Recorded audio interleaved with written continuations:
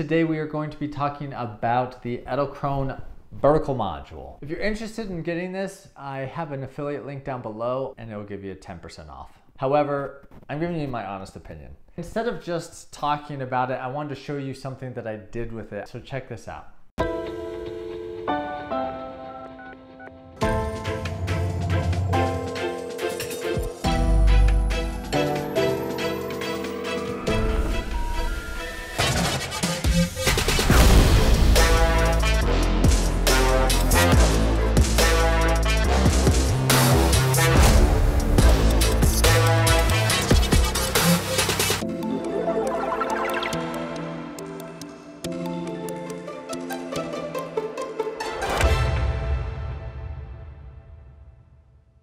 In a lot of these shots, I'm doing the turntable with the slider. One thing to note, in the app, you have to switch between the two that you have connected because you can't have them all connected at the same time. So basically, I just had the turntable loop back and forth and then time it with clicking for the slider.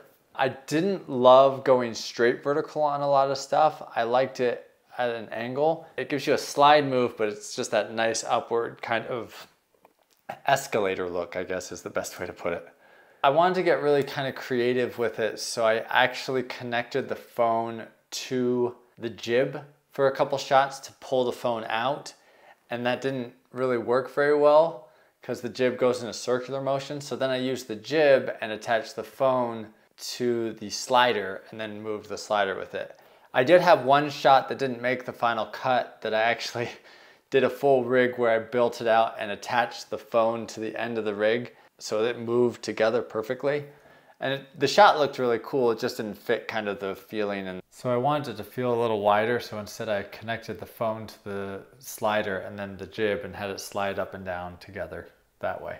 The other thing I really liked was being able to do the slider in and you can repeat the move a bunch. So I only had 2 of the 4-foot lights, so I just shot it like 4 times and then used it and kind of edited it back and forth. Now it didn't show you a lot of parallax because it was all on black, so it wasn't the best example. So I did do some other examples testing this with the jib with an old Mac computer. This first one was with the vertical module on the slider, and you can kind of see it just stays very parallel with the computer. I was going about 60% speed here, so it kind of gives you an idea of how fast it goes. And then I kept the same speed on the jib, and I didn't realize how much faster the jib was than the vertical module. All of Edelkrone stuff, if you notice at the very beginning, there's a little bit of a jerk. If you do a loopable slide, you won't typically get that jerk at the very beginning, but for some reason, when you first start the slide, it always has this little tiny little jerk from time to time. So yeah, so you can see the difference between the 2 shots here. The jib definitely has kind of that circular motion. You can kind of see it going in and out. The jib, same thing with the jib. If you don't ease in the jib well, it kind of has this rocking motion. Because if you go super fast and then stop fast, that momentum and the inertia behind the camera and everything, it does give it a little bit of a bounce. So I typically just try to work on the ease of when it stops. And then I sped up the 2 so you can see them kind of side by side. Then I did a little bit more complicated moves. Here's a great example of what happens if your tension and the correct number of springs. You can see in this shot, it just has a little bit of a jerkiness, a bounciness. None of this is stabilized, by the way, and I think that's really important to note. But you can kind of see it has this little bit of like jerkiness right there and bounces just a little bit, and you can just see that. And that's due to issues that I had with tension and springs. And then this is probably my absolute favorite shot to do with this. You can't do this shot with a jib. It just does not work. You do it at about a 45-degree incline and you have the camera start close and just pull straight back from the object. I just absolutely love this shot, and it's nice and smooth. It feels nice. Again, I didn't do anything in post for stabilizing any of these shots. Then I did a program shot between the vertical module and the jib. I think it was 4 or 5 keyframes that I did. The vertical module kind of had this weird blip at the end. That was due to too many keyframes.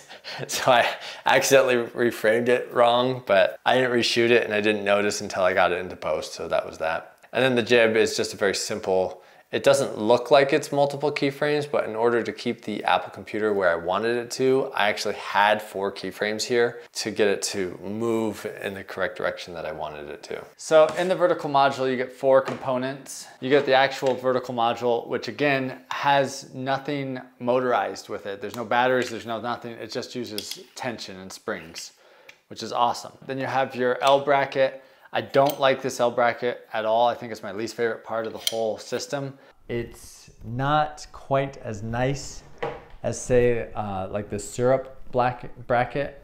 This one's like a lot more durable. The problem with the syrup bracket that I found out is you can't go in full vertical with this because it doesn't push the unit out quite far enough, so you can't rotate the head when you're using the head unit on it. I mean, it's nice that it has the teeth and stuff, but it's just twisting this knob and adjusting it, it's so small down there, it's really kind of annoying.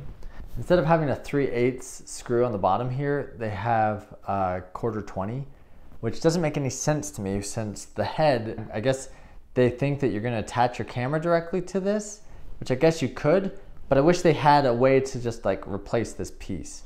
With the Head Pro, they actually have 2 different pieces that you can do a 1/4-20 or 3/8. And I wish this had done a 3/8 instead of a 1/4-20. Instead I have to use like one of those adapters, little pieces. And then when I want to attach the head directly to the slider, I have to take that little piece out and it just doesn't make any sense. It doesn't make sense. Ugh. I guess I could just leave this L bracket on all the time and then just have it higher, but I don't know, seems less sturdy. It's just weird. It's weird, Edelkrone, why'd you do that? Then you have the end piece that connects to your slider in order for your bracket pieces to kind of connect to give you the tension you need. And then the final piece, and I know why Edelkrone did it because a lot of people already had a motor module. So they sent a mod kit that you had to replace the spring on the bottom and this tension knob. And honestly, I wish they would just, in the future, make all of your motor modules this way so you don't even have to switch it out. I love this tension knob. It's so nice to loosen your tension, do your move and then tighten your tension back up so you don't have to like constantly be pulling out the little Allen wrench on the back to like loosen and tighten your tension. Yeah, I wish they would just kind of have that as the standard. It works just fine sliding with it as well, so I think it's a great ad personally. To be able to have a knob to adjust your tension. I think that's great. I'm sorry, bring it down a little bit so I can see it again. Gross. Ooh. Let's see, what else? Now, I'm gonna say this, I'm gonna say it again, I've said it a million times. Edelkrone, please put bubbles. Like, just put a bubble. Like, you got spots here that you can slide, like, put a bubble there, or down here, a bubble. Like, there's nowhere that has a bubble, so I always am pulling out my phone and using my phone as a bubble, which isn't like the best way to, you know, level your camera. So I want a bubble level on this system somewhere. In the future, please, Edelkrone, install a bubble on this stinking thing, on all of your equipment. The other thing I really love are these teeth. Like, the way that it connects and hooks in is so nice because it clicks and then it holds, so it doesn't slide super easily. And because these teeth actually match up with the teeth of the L bracket in terms of spacing and how, like, once the teeth lock in, you know that's the right angle. I would recommend, if you do have a heavier rig than this, I wouldn't do much heavier than what this is right here. Yeah, I put the FX30 on here, which is just slightly heavier than this one, and it worked just fine, but I wouldn't put anything much heavier than this in vertical mode. Just note that when you're trying to move, you can't do a full 360 because it will hit when you're in full 90-degree angle. Now, if you're at less of an angle, you can do more movement. The less your angle, the more your movement. And there's other ways you can flip it around and do it upside down so you can get lower to the ground. You can, you know, undersling it like you can the jib, which is nice. If I already had just the Edelkrone slider, I'd probably go into the vertical module instead of doing a full investment into the jib. I already had the jib, so the jib to me is a better, I don't know, it's hard because I think the jib's better personally in terms of the amount of movement, the diversity of movement, and just the versatility and the ease of setup of the jib versus this. I would go with the jib 1.